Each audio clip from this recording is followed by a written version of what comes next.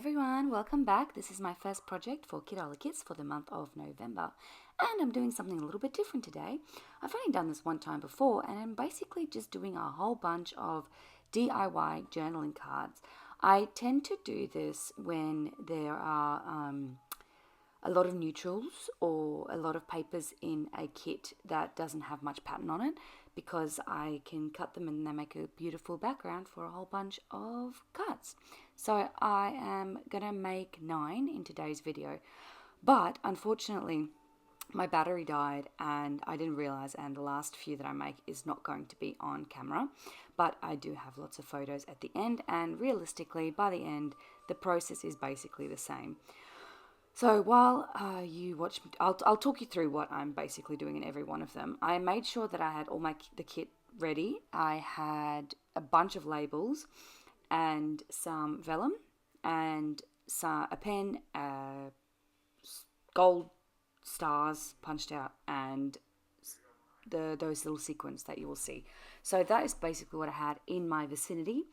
And then every card has got a variation of a sentiment, a label, a vellum piece, ephemera, like maybe a heart. Like this one, you can see there's 2 hearts, some punched out stars, maybe those, what do you call them? I just said it. Sequins, and some sprinkly bits, and maybe a border. So I'm doing exactly the same thing essentially on every single card, but I do it differently depending on how the layout looks. So everyone is like a little mini layout, which I really like. I really love this very neutral whitewash wood background. I use this one I think most. And oh yeah, this one I am going and I'm just adding like a little strip of paint. You don't really see it in the end result, but I did enjoy doing that.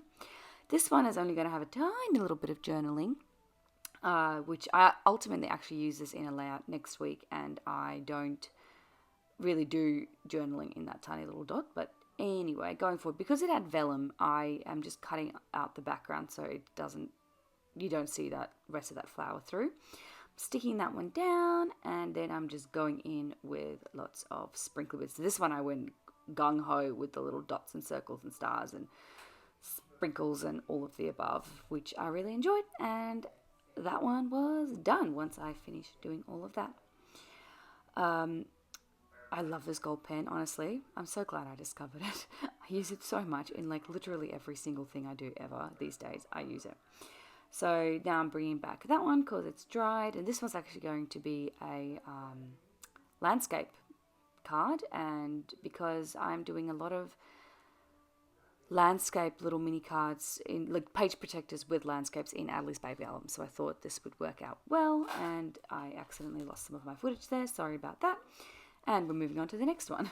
So with this one, I am actually copying a similar card that I did when I did this last, which was last year sometimes, I believe. But yeah, so I'm kind of copying it's essentially like a flower wreath, but it's not really a wreath, more like a garland. Anyway, I'm going to do that and just basically stack a bunch of flowers on top of each other and have the journaling sort of peek out. And I like how that looks, so it worked out for me. Really, what I think makes these look so cohesive is the fact that they all have the same formula. Like I said before, label, sentiment, sticker, flowers, vellum, some different textures, and then the sprinkly bits and a border. Individually, they don't look very complete because they're so tiny, but as a whole, and when you put them together on a layout, it looks very cohesive, and I really like how it turns out. Last time what I did is, because the backgrounds were more coloured, I did lots of white sprinkly bits, but because the background is white and light here, I'm doing black sprinkly bits, if that makes sense. Which one is next? Oh yeah, this one I love. This is probably my favourite one. I am just taking some grid paper and I'm matting that on some pink paper. It's because I thought the grid was just too... it blended into the background too much. So that's just some cardstock that the back of it actually had grid. So I'm using the back of the cardstock. This was just a pink paper for my stash. And I'm just creating a little label. So I'm sticking that down. And then I'm going to put the little title of this one, which is cute. And of course I'm going to use this on a layout of Adelie and add a little what you might have noticed, I'm pulling from just a Coco Vanilla Studios, like tiny words sticker sheet that a lot of these little tiny words are from. So I love those flowers, and they're just so pretty. I think that the mixture this month, of like bright, colorful flowers and a very neutral backgrounds was a really, really good mix, and it led to a lot of like creativity for me personally. So I'm really happy about that.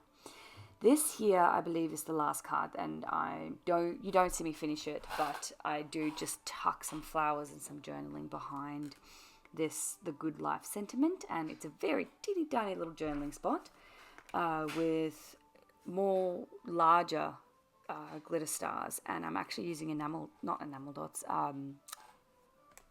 what's it called? Nouveau drops. I'm using Nouveau drops on this one and another one that I do off camera. But yeah, with that, I am basically done. Thank you for joining me. I will see you all again next week, where I'm going to use some of these projects, some of these cards in a Project Life layout. Bye.